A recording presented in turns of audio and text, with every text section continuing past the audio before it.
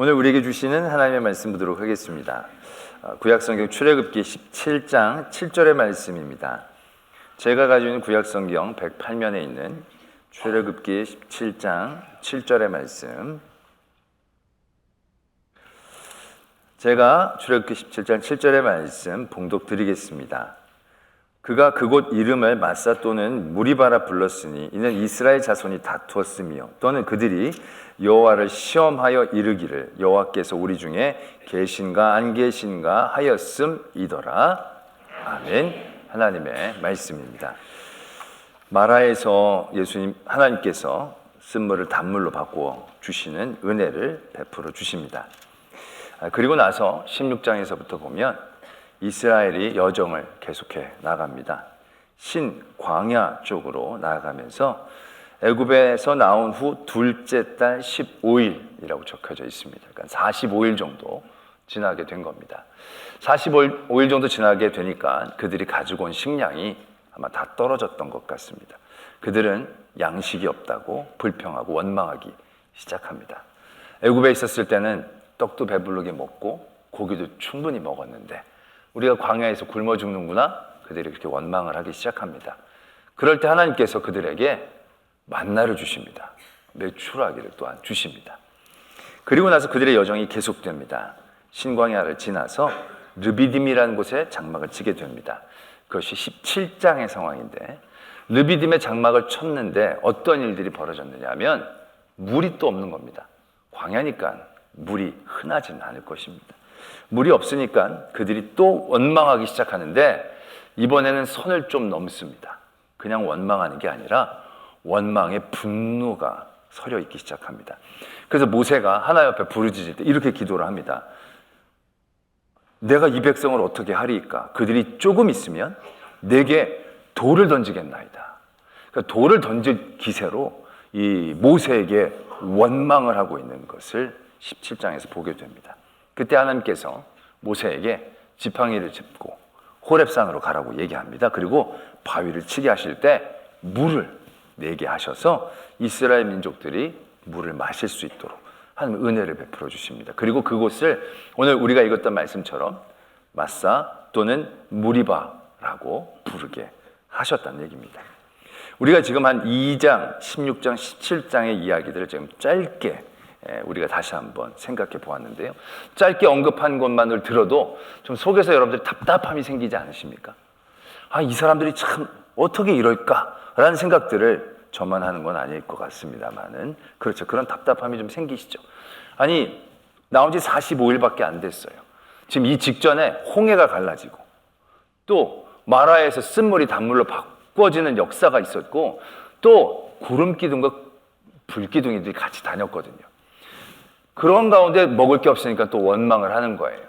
그래, 좋아요. 먹을 게 없을 때는 화가 날 수도 있으니까 원망했다고 쳐요. 근데 그렇게 지나가게 되어진 순간 가운데 르비딤에 장막을 쳤는데 그날 아침도 만나를 먹은 거예요. 그들은 어떻게 보면 그날 저녁에 메추라기도 먹은 거예요.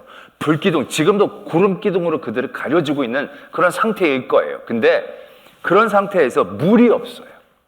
물이 없으니까 이 사람들이 원망하고 분노하기 시작했다는 거예요.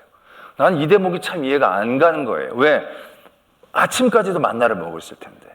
이때는 원망할 게 아니라 이미 쌓아온 증거와 경험들이 있으니까 모세에게 가서 물이 없으니까 하나님 앞에 물 좀 달라고 기도해 달라고 간구해 달라고 이렇게 얘기할 정도가 되지 않았을까? 그 정도면 아무리 생각이 없어도 그 정도의 은혜를 경험해 왔다라고 한다면 지금 만나 먹고 나서 물 없는데 하나님께 물도 좀 달라고 만나도 주시고 메추라기도 주시고 구름기둥 불기둥도 주시는 하나님이신데 물을 왜 또 안 주시겠어요?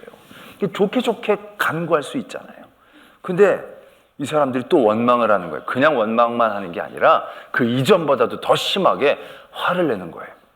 그런 엄청난 은혜의 경험들이 있으면서도 불구하고 또 화까지 내는 거예요. 이 대목이 참 이해가 안 가는 거죠. 그런데 성경은 그들이 그렇게 말도 안 되게 원망하고 분노하는 그 자리에 그들의 영적인 상태, 믿음의 상태를 뭐라고 적고 계시느냐 하면 그들이 다투었다, 그들이 여호와를 시험하여 이르기를 여호와께서 우리 중에 계신가 안 계신가 하였음이더라. 그들이 그렇게 했던 믿음의 모습들이 이런 것이었다라고 적고 계신다는 겁니다. 이게 무슨 말씀이냐면 지금 이들은 물이 없으니까 하나님이 없다라고 생각하는 거예요. 물이 있으면 하나님이 있고 물이 없으면 하나님이 없다라고 생각하는 거예요. 그들의 부족이 하나님의 부재처럼 인식되고 있는 그런 믿음의 모습이라는 거예요. 만나가 먹을 게 없으니까 하나님이 안 계셔. 근데 하나님 먹을 걸 주셨어? 하나님 계셔. 가다가 고기가 없으니까 또 하나님이 안 계셔. 하나님 고기를 주시니까 하나님 계셔. 그리고 가다가 물이 없으니까 또 하나님 안 계셔. 지금 이런 상태를 계속 반복하고 있다는 거예요. 그 전에 만나 매출하게 준 건 별로 인식이 안 되고 그들이 없는 것, 그들이 부족한 것, 그들의 결핍의 자리에서 그들은 하나님이 계신가 안 계신가 늘 그걸 고민하는 믿음의 상태였다라는 것을 말씀은 적고 계신다는 것이죠. 그런 믿음의 상태였기 때문에 그들은 그 이전에 그렇게 은혜를 많이 경험했음에도 불구하고 그 은혜를 통하여 하나님께 간구하기보단 원망하고 분노하는 모습으로 계속 나타나고 있다는 것을 말씀은 가르쳐주고 계신다는 것이죠. 참 안타까운 부분이죠. 우리에게는 어떻게 물 하나 없다고 지금 아침까지 만나 먹고 다 했으면서 그때 물 하나 부족하다고 또 하나님이 없다라고 그렇게 얘기할 수 있을까?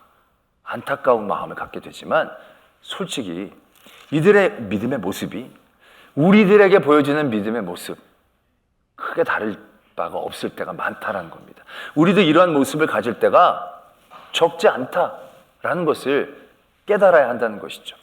왜 우리도 여러분들이 믿음의 여러 삶의 자리에서 하나님이 안 계신 것처럼 느껴진 적이 있지 않으십니까? 하나님이 나를 버리셨어. 하나님이 나를 이제 기억하시지 않으셔.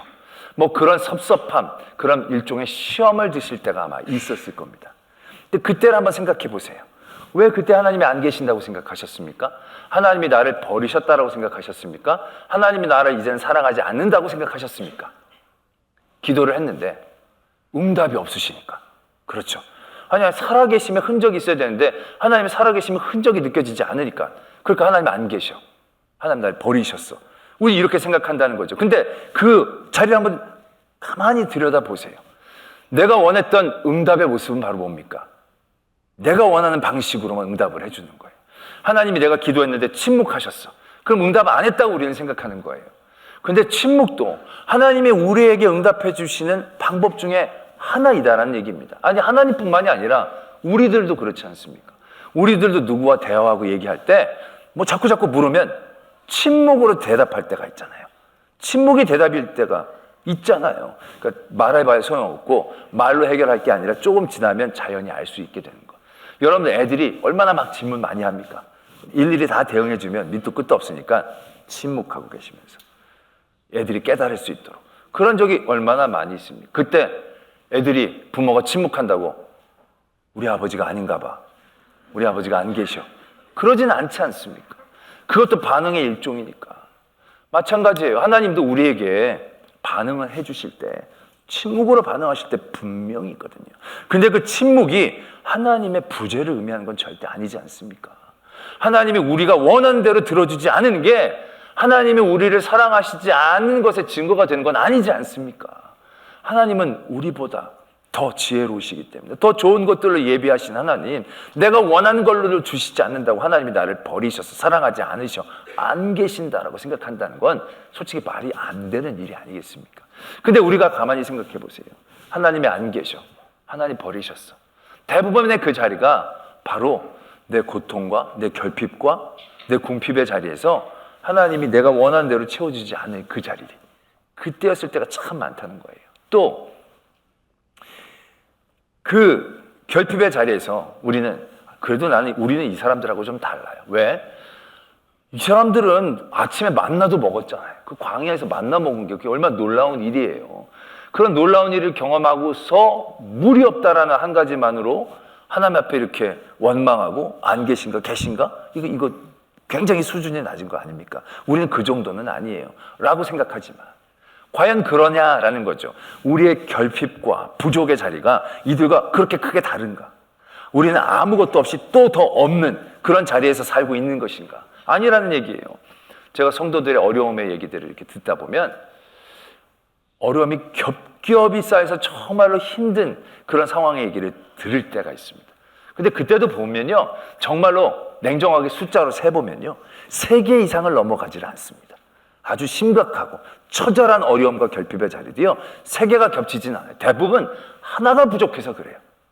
건강이 부족하든 돈이 부족하든 관계가 부족하든 뭔가 문제가 하나가 생겨서 하나님이 나를 버리셨다, 안 계신다 라고 생각할 때가 많아요. 아니, 거기에서 몸도 아프고 돈도 별로 없고, 몸도 아프고 돈도 별로 없고, 애도 힘들고, 뭐 그래봐야 3가지 이상을 넘어갈 때가 없다는 거예요.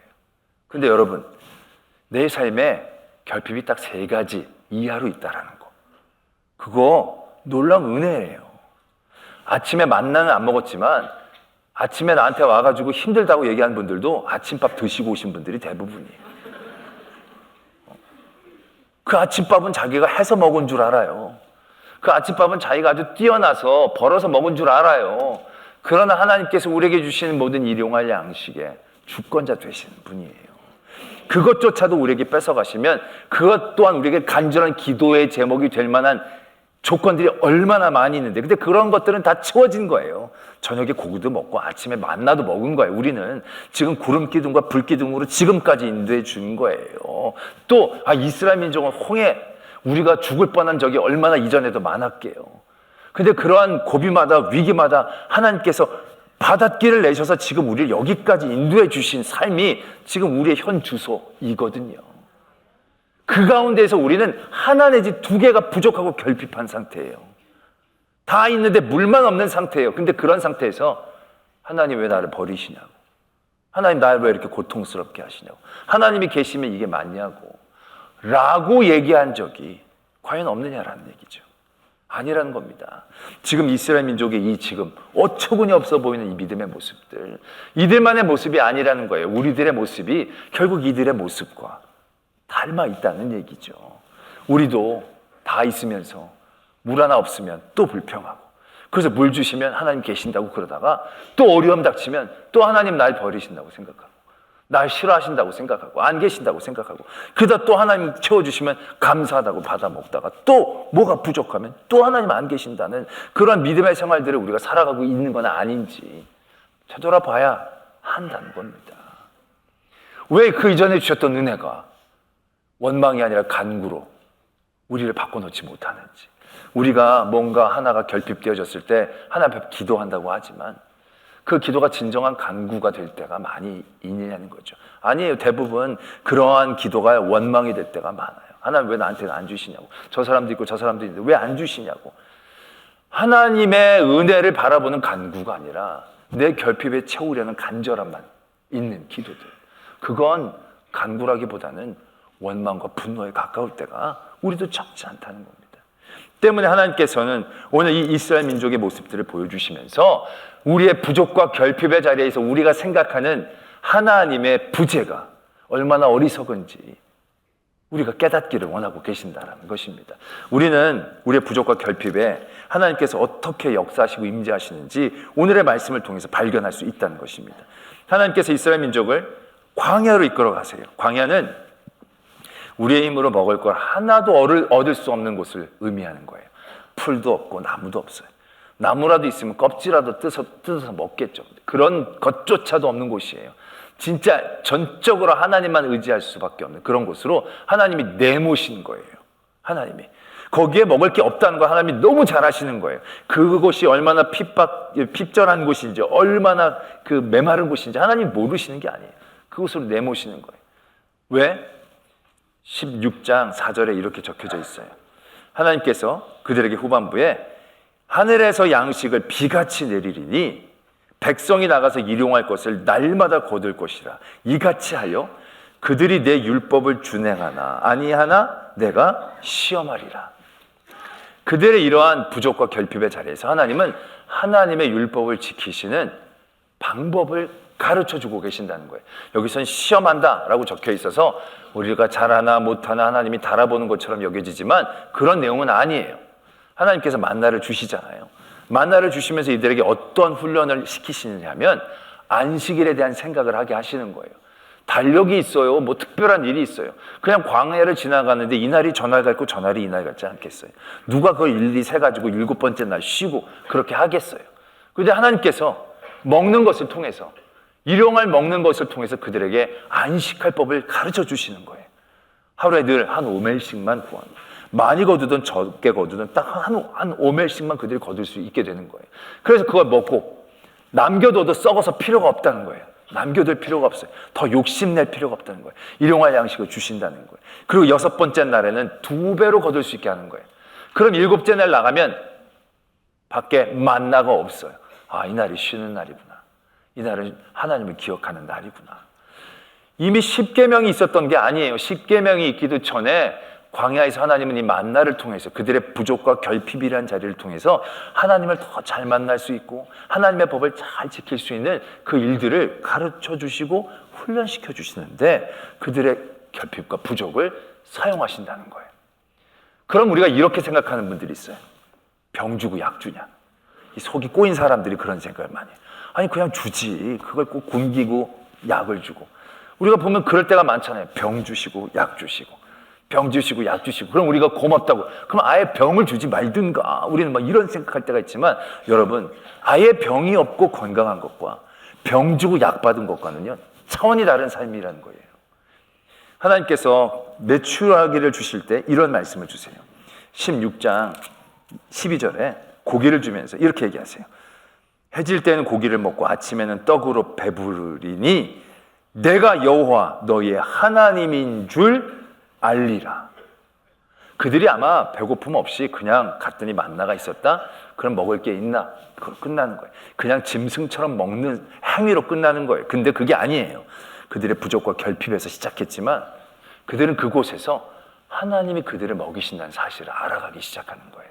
아, 우리가 사는 게 아니구나. 하나님이 먹여주시는구나. 하나님이 만물의 주관자가 되어주시는구나. 그래서 우리가 앞으로도 하나님을 의지해야 하는구나. 그런 것들을 그들의 마음 가운데 생각하게 하신다라는 거예요. 이건 엄청난 영적인 자산이에요. 엄청난 영적인 능력이에요. 지혜가 되어진다는 거죠. 그냥 배고픔 없이 부족함 없이 하나님이 늘 채워주신 삶과는 차원이 다른 은혜의 삶이다라는 얘기죠. 하나님은 우리의 부족과 결핍을 이렇게 사용하시는 거예요. 그들이 만나가 없는 광야로 나갈 때 하나님이 안 계신 게 아니에요. 하나님은 계획이 있으신 거예요. 그 일들을 통하여 하나님을 더 깊이 만나가고 하나님을 더 온전히 사랑할 수 있는 그 방법을 가르쳐 주시기 위해 그들을 광야의 길로 인도하셨다라는 사실들을 우리가 분명히 기억해야 한다는 거예요. 또 한 가지 하나님이 이유가 있습니다. 이런 부족과 결핍을 우리에게 주시는 이유. 17장에 보면 물이 없으니까 아까도 말씀을 드렸듯이 이스라엘 민족이 굉장히 위협적으로 모세에게 다가옵니다. 모세가 하나님 앞에 기도했더니 하나님이 모세에게 이렇게 말씀을 하세요. 5절부터 여호와께서 모세에게 이르시되 백성 앞을 지나서 이스라엘 장로들을 데리고 나일강을 치던 내 지팡이를 손에 잡고 가라. 내가 호렙산에 있는 그 반석 위 거기서 내 앞에 서리니 너는 그 반석을 치라. 그것에서 물이 나오리니. 하나님이 이렇게 말씀을 하세요. 여러분, 이 장면을 한번 그려보세요. 지금 막 백성들이 원망하면서 분노하면서 지금 모세가 굉장히 위기에 몰린 거예요. 근데 하나님이 모세를 담대하게 하시죠. 나일강을 가루었던 그 지팡이를 잡게 하시는 거예요. 지팡이를 잡고 그 백성들 앞을 당당하게 지나가게 하시는데 혼자 가지 않고 장로들로 호위하게 하시는 거예요. 장로들을 뒤따르게 하고 지팡이를 잡고 모세가 딱 백성 앞으로 걸어 나가는 거예요. 있어 보이지 않습니까, 여러분? 그게 다가 아니에요. 올라간 다음에 호렙산에서 하나님이 이렇게 얘기하셔요. 바위를 쳐라. 모세가 지팡이를 잡고 바위를 딱 쳤더니 딱 친 그곳에서 물이 콸콸콸 쏟아져 나가는 거예요. 백성들이 얼마나 놀랬겠어요. 비슷한 사건이 민수기에도 나옵니다. 민수기에서도요, 백성들이 물이 없으니까 또 원망한 거예요. 그러니까는 모세가 너무 답답했죠. 하나님이 물을 내라고 얘기하시면서 모세에게 바위를 명하여 물을 내라 라고 말씀하셨어요. 근데 그때 모세가 너무 화가 나서 바위를 2번 쳤어요. 그때 하나님은 어떻게 하십니까? 네가 내 영광을 가렸다. 그것 때문에 넌 가나안 땅에 들어가지 못한다 라고 얘기하신 거예요. 민수기 사건은 하나님이 그냥 명하라고 했는데 모세가 친 거예요. 쳤더니 영광을 가렸다는 거죠. 왜? 사람들이 하나님이 내신 게 아니라 모세가 낸 것처럼 보니까. 그런데 이 출애굽기의 말씀은 달라요. 출애굽기의 말씀은 하나님이 모세를 세워주시는 거예요. 부족과 결핍의 위기의 순간에 몰렸던 모세가 하나님 앞에 나왔을 때 그 위기가 하나님께서 어떻게 사용하시는지 보여주시는 거예요. 그 위기를 통하여 하나님의 사람임을 더 분명하게 보게 하시는 거죠. 엄청난 권위를 모세에게 부어주시는 거예요. 모세가 사람들에게 엄청 각광을 받고 더 이상은 그렇게 덤비지 못하게 모세를 위로하시는 거죠. 얼마나 모세가 고생을 많이 했는데 백성들이 그렇게 대할 때마다 얼마나 속이 아렸겠어요. 근데 이렇게 하나님 그를 위로해 주시는 거죠. 지팡이를 잡고 딱 때렸더니 물이 막 나는 거. 할렐루야. 우리의 부족과 결핍이요, 우리의 고생과 고난을 의미하는 것만이 아니라는 거예요. 하나님의 부재가 아니라는 거예요. 하나님은 우리의 약한 곳에서 하나님의 영광을 나타내게 하는 일들을 베풀어 주신다는 거예요. 우리가 잘 아는 얘기가 사도 바울의 얘기가 있지 않습니까? 사도 바울이 육체의 가시가 있었어요. 근데 이게 사탄의 사자라고 불러요. 사탄의 사자라고 부를 정도로 이 육체의 질병이 하나님의 일을 하고 하나님 앞에 영광을 돌리는데 굉장히 부담을 주는 것이었다라는 거죠. 사람들이 아니 남의 병은 고치면서 자기 병은 왜 못 고칠까? 하나님의 영광을 가리는. 그리고 하나님의 일 더 열심히 할 수도 있는데 이것 때문에 뭔가 위축되어지는 자신을 깨달은 거죠. 그 하나님 앞에 기도합니다. 하나님, 내게 왜 이런 병이 있는 겁니까? 나 더 열심히 일하고 싶은데 왜 내가 이런 결핍이 있고 부족이 있는 겁니까? 하나님 채워주십시오. 고쳐주십시오. 3번이나 간절히 기도했다라는 거죠. 근데 그때 예수님의 대답이 뭡니까? 고린도 후서 12장 9절에 보면 이렇게 적혀져 있어요. 예수님이 바울에게 말씀하시기를 내 은혜가 너에게 족하도다. 이는 내 능력이 너의 약한 거기에서 온전하여집니다 라고 말씀하시는 거예요. 육체의 가시는 사도 바울이랑 엄청난 결핍과 부족이에요. 이게 채워져야 뭔가 될 것 같아요. 이게 하나님이 안 계신 증거처럼 사람들에게 보여지는 거예요. 근데 아니잖아요. 이걸 고쳐서 사용하시는 게 아니고 약한 그대로 그 자리에서 그리스도의 능력이 온전함을 나타나게 해주신다는 거예요. 자기가 건강한 것보다도 더 그곳에서 예수 그리스도가 나타나는 역사의 장이 바로 그의 부족과 결핍의 자리에서 시작되고 있다는 것을 말씀은 분명히 말씀하고 계신다는 거죠. 그 다음에 말씀이 이렇게 이어지지 않습니까? 그래서 바울이 내가 도리어 크게 기뻐함으로 나의 여러 약한 것들에 대해서 자랑하리니 이는 그리스도의 능력이 내게 머물게 하려 함이라. 그러므로 내가 그리스도를 위하여 약한 것들과 능력과 궁핍과 박해와 곤고를 기뻐하노니 이는 내가 약한 그때에 강함이라. 사도 바울이 이렇게 고백하고 있다는 것입니다. 우리는 우리의 연약한 그런 결핍의 자리에서 하나님의 부재를 운운합니다. 하나님이 안 계신 거 아니야. 그러나 우리는 오늘 이 사건들을 통해서 분명히 깨닫게 됩니다.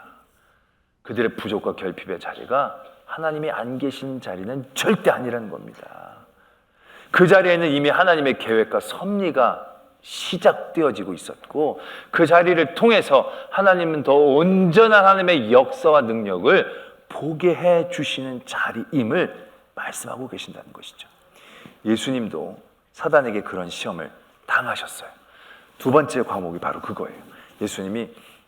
사탄이 예수님을 성전 꼭대기에 올려다 놓고 이렇게 얘기합니다. 뛰어내려라. 그럼 성경의 말씀에 적혀 있듯이 사자를 보내서 네 발이 돌에 떨어지지 않게 붙잡아 줄 것이다. 사탄이 그렇게 얘기를 합니다. 예수님이 그때 만약에 뛰어내리셨으면 아마 하나님께서 사자를 보내주셔서 그 발이 돌에 닿지 않게 해주셨을 것입니다. 그러면 예수님도 얼마나 마음이 흐뭇하고 뿌듯했겠습니까? 야, 하나님이 살아계시고 나를 늘 함께 하시고 나를 사용하시는구나. 그 광경을 봤던 사람들은 어떻겠습니까? 난리가 났겠죠. 야, 저 사람 떨어져도 죽지도 않고 고스란히 안전하게 내려왔네. 저 하나님의 아들이 맞는갑다.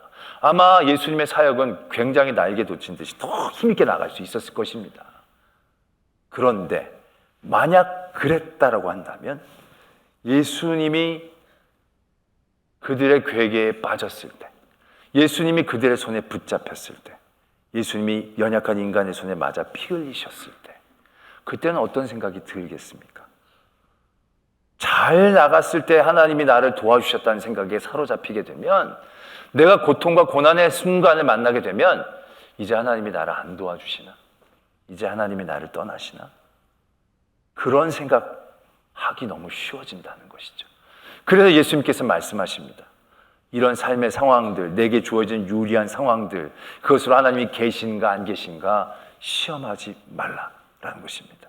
하나님의 임재는 내가 좋을 때만 있는 게 아니고, 하나님의 임재는 내가 고통받는 곳에서는 없는 게 아니고, 내가 좋은 곳에 있든지 내가 험한 곳에 있든지 하나님은 늘 우리와 함께 하시는 하나님이시다라는 것에 대한 확신이 예수님의 마음 가운데 분명히 있었다는 얘기죠. 그러니까 시험하지 말라라고 얘기할 수 있었다는 것입니다. 나중에 예수님께서 어떻게 되십니까? 정말로 그렇게 되잖아요.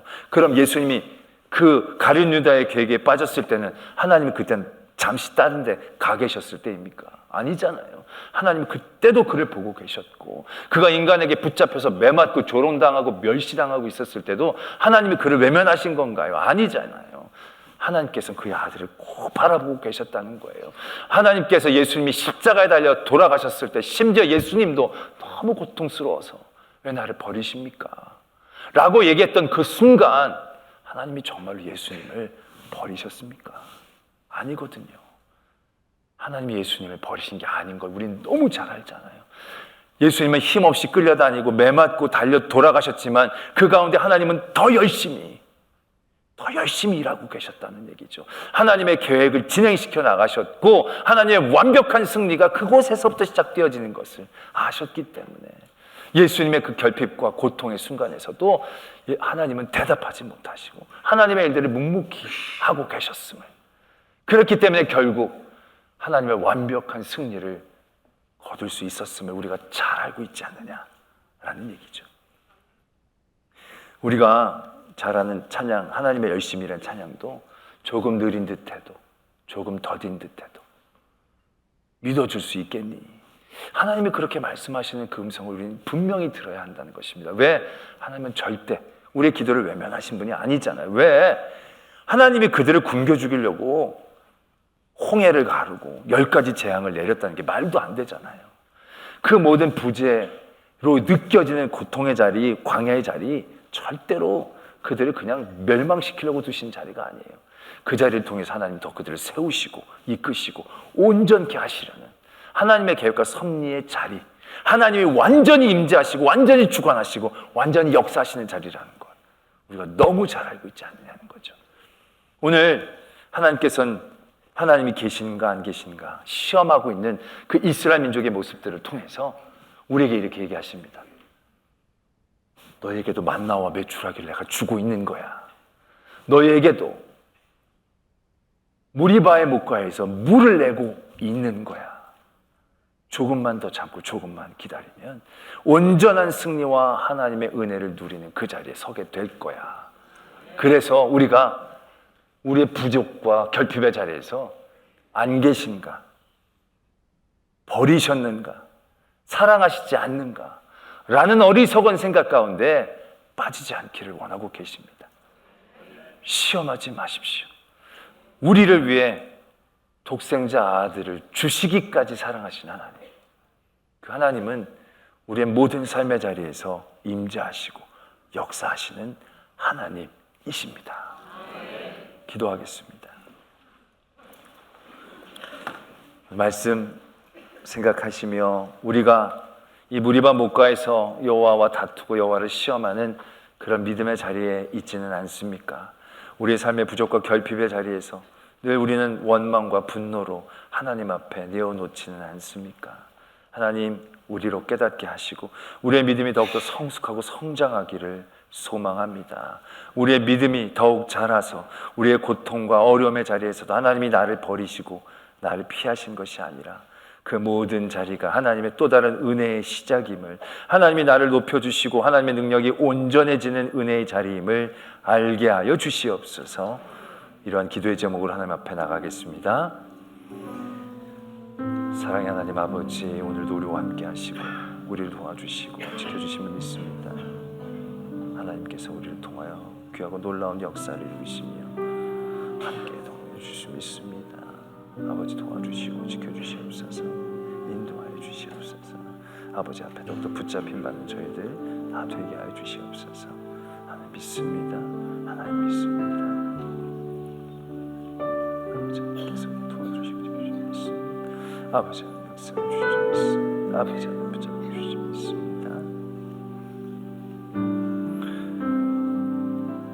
사랑의 하나님 아버지, 우리의 모든 삶의 자리에서 어렵고 힘들고 부족한 자리들, 그 자리가 결코 하나님이 안 계신 자리가 아님을 알게 해 주시옵소서.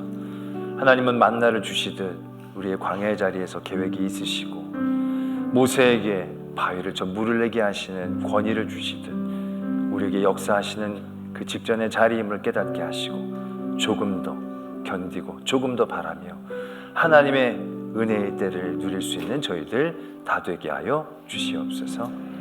믿사오며 예수 그리스도의 이름으로 기도드립니다. 아멘.